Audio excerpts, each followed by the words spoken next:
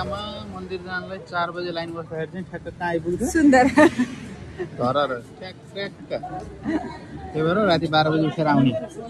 4.5 घण्टाको लाइन पछि 2 लाख चाहियो ट्याक्क लाएर बल्ल न्यू रोड दिन आइपुगेको छ है फाइनली हाम्रो सबरको फल मिल्यो यो कार्तिक महिनामा सङ्कटामा विशेष मेला लाग्ने गर्दछ आज अन्तिम शनिबार हैन यतिको भिड त मैले इतिहासमै देखेको थिएन लाइन उता टेलिफोनसम्म छ अरे उहाँ सुन्दाराको टेलिफोन भन्दा उता पुगिसक्यो भन्दै थियो अघि लाइन 4 बजेदेखि बसेको मान्छे अहिले कति बजे 9 बज्यो न्यू रोड गेटको गुटपाकको छेउमा छौँ ठ्याक्क 6 घण्टा पछि अर्थात् 10 बज्ने बेलामा चाहिँ नि सङ्कटा मन्दिर देखियो अब यहाँबाट मन्दिर पुग्न कति लाग्छ होला त भन्दाखेरि 2 देखि 3 घण्टा मजाले लाग्छ किनकि मन्दिर धेरै टाढा छ भिडियोमा त नजिक देखियो होला है तर धेरै टाढा छ घुम्नु पर्छ सेलरोटी भन्दा धेरै 7.5 घण्टा पछि चाहिँ फुलप्रसाद किन्यो अब 11:30 भएछ है अब चाहिँ 1 घण्टा जतिमा चाहिँ पाइन्छ होला खै पछि अनुहारै आएन तेरो त के भएको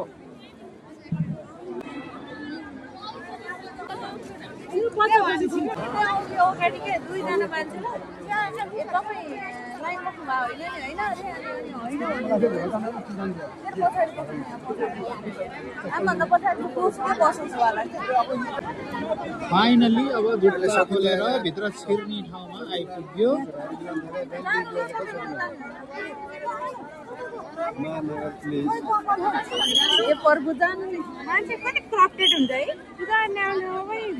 अब त मन्दिरको नजिक आइपुग्नु जोस पनि आयो राइट 4 बजेदेखि कस्तो आनन्द आयो भने यहाँ मन्दिर आउँदाखेरि थकान पनि छैन भोक पनि छैन त्यही अलिकति खुट्टा दुखेको त्यही अलिकति ढाड दुखेको त्यही अलिकति यताउता दुखेको ल सिजे बच्चा चाहिँ फर्स्ट टाइम आएको यहाँ कस्तो लागेको नि लाइन बस्दा लाइन चाहिँ साह्रै नै लामो हुँदो रहेछ तर अब जे फाइनली आइपुग्यो त्यही भएर खुसी लागिरहेको छ 4 बजेदेखि लाइन बस्दा कस्तो लाग्यो त कहिले सकेला भन्ने भएको थियो तर फाइनली सक्यो भनौँ न यत्रो लामो लाइन होला भने सोचेको थियो थिएन बसपतिमा धेरै गेटुनी भएर त्यस्तो नलागेको हो कि अहिलेसम्म त्यस्तो बस्न नपरेको हो कि यो त साह्रै नै लामो लाग्यो पूजा गर्न पनि त्यत्रो टाइम लाग्ने हो कति 7 घण्टा लाग्यो होला हामीलाई यहाँ पुग्न अब त मन्दिरको यति नजिक आइसक्यो नि अब त मन्दिर चढ्न मात्रै बाँकी छ है मन्दिरमाथि जान ठ्याक्क 12 बजे अब फुलप्रसादबाट धुपहरू निकालेर अब भर्याङ उक्लिने बेला हुन लाग्यो है यो तल चाहिँ लाइन नबसिकन पूजा गर्ने ठाउँ हो यहाँबाट पूजा गर्नु भन्दा पनि दर्शन गरेर टक्क निस्किने माथि पूजा गरेको फुलप्रसादहरू तल दिन्छन् ल अब चाहिँ एक सिडी माथि उक्लियो टक्क लाएर यो त हल्दी गर्नलाई डेकोरेसन हुँदै अब चाहिँ यहाँबाट भर्याङ चढेर माथि जानुपर्छ सिमेन्टकै भर्याङ रहेछ ल भर्याङ पनि चढियो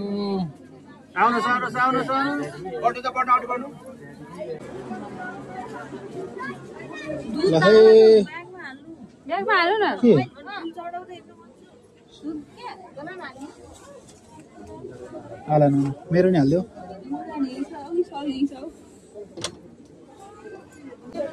मलाई त फुल पनि दिएन हो तिमीहरूले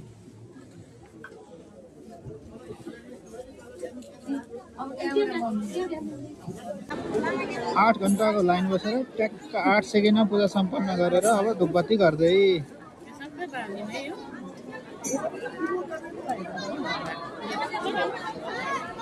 जय हो सङ्कटमा सबैको ग्रह दशा कटोस् है